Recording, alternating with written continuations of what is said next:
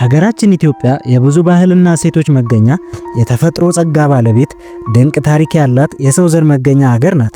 በቀኝ ባለመገዛት ከአፍሪካ ሀገራት ብቸኛዋ ነች። የሰው ልጅ መጀመሪያ የምትባለው የሉሲ ሀገር ነች። እንዲሁም ዛሬ ዓለም ሁሉ በፍቅር የሚወደውን ቡና ያስተዋወቀችው ሀገርም ይቺ ኢትዮጵያ ነች።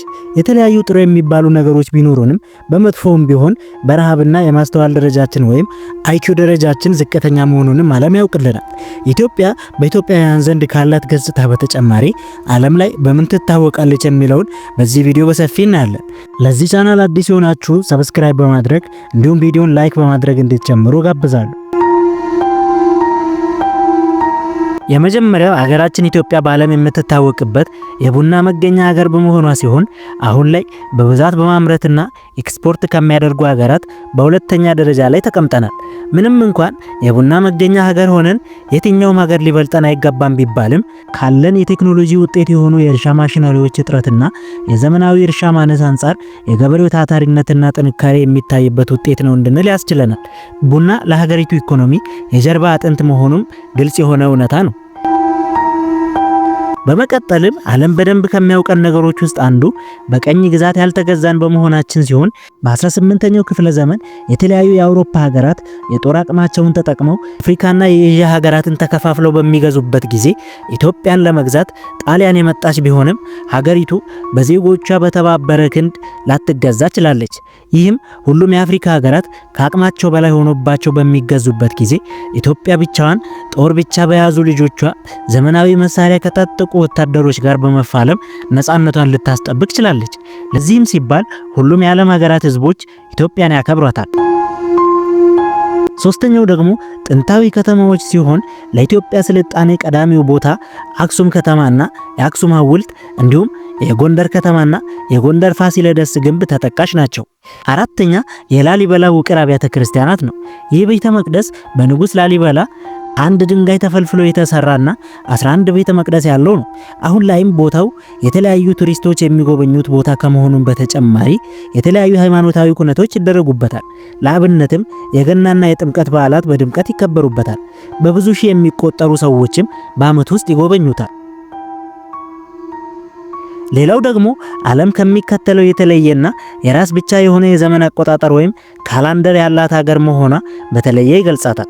ዓለም ላይ ካሉት 195 ሀገራት ውስጥ የራሳቸው ብቻ የሆነ ካላንደር ያላቸው ሀገራት 4 ብቻ ሲሆኑ ኢትዮጵያ፣ ኢራን፣ አፍጋኒስታንና ኔፓል ናቸው። የተቀሩት ሀገራት በአጠቃላይ በግሪጎሪያን ካላንደር ይመራሉ።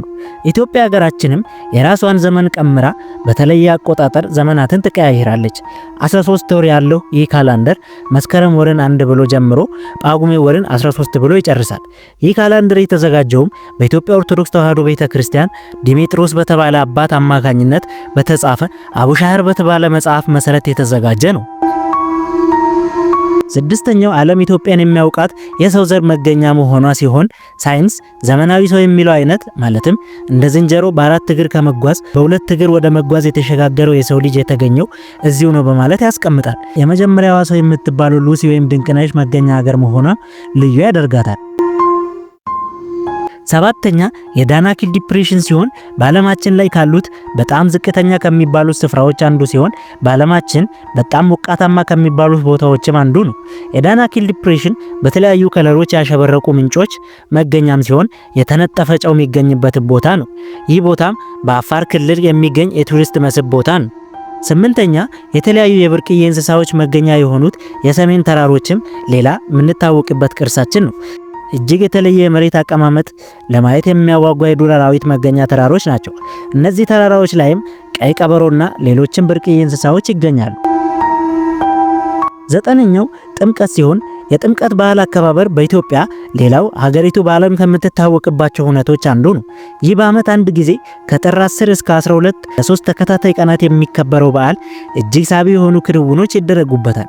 ህዝበ ክርስቲያኑ ነጭ በነጭ በመልበስ ቅርብ ከሆነው ደብር ታቦታቱን በማጀብ እየዘመረ ወደ ጥምቀተ ባህሩ ይሄዳል። ዲያቆናትና ካህናት የስልጣን ልብሳቸውን በመልበስ ማዕጠንት እያጠኑ ያመሰግናሉ።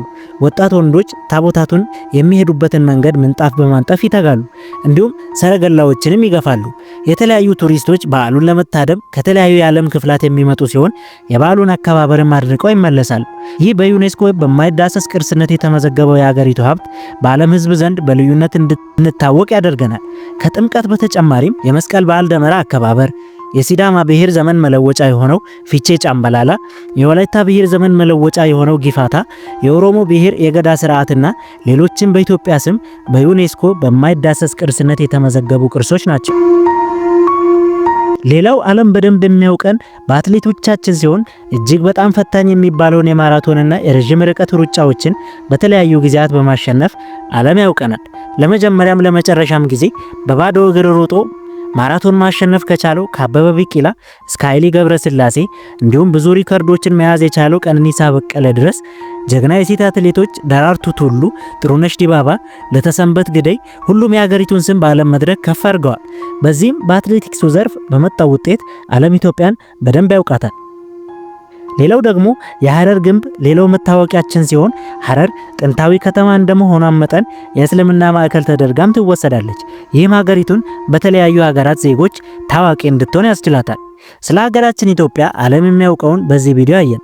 ይህ ቀርቷል፣ ይህ ጨመር የምትሉትን እናንተም ኮሜንት ላይ እንድታስቀምጡ እየጋበዝኩኝ ቀጣይ በሌላ መረጃ እስከምንገናኝ ድረስ ይህን የመረጃ ጥቆማ ቻናል ሰብስክራይብ እንድታደርጉ እየጋበዝኩኝ ቸር እንቆይ።